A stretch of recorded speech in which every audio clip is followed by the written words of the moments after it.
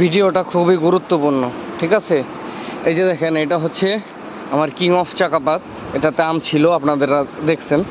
এখন আমি এটাকে, যেহেতু ফল শেষ, খাবার দিয়ে দিচ্ছি। আমি তো সাইডটা খুঁড়ে নিছি।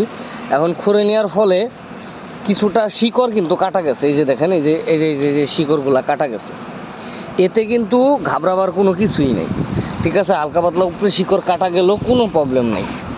আচ্ছা, এখন এইটাকেও আমি খাবার দিয়ে দিব। কিছুটা গোবর দিব। এই যে আমি কিছুটা গোবর দিয়ে দিলাম। এখন দিব আমি হালকা কিছু মিশ্র সার দিয়ে দিলাম।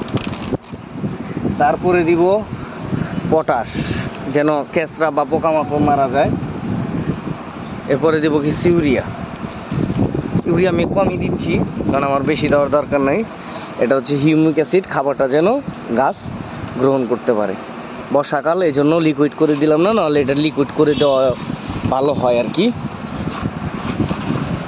এই কিছুটা মিক্স করে দিলাম, ঠিক আছে? এই শেষ। ইনশাল্লাহ আপনারা বুঝতে পারছেন কীভাবে খাবার দিতে হয় গাছের গোড়ায়। অনেকে জানে, অনেকে জানে না। যারা নতুন তারা জানে না। এই আমি দিয়ে দিলাম। তবে অবশ্যই অবশ্যই ভিডিওটা শেয়ার করবেন, অন্যকে দেখার সুযোগ করে দেবেন ইনশাল্লাহ।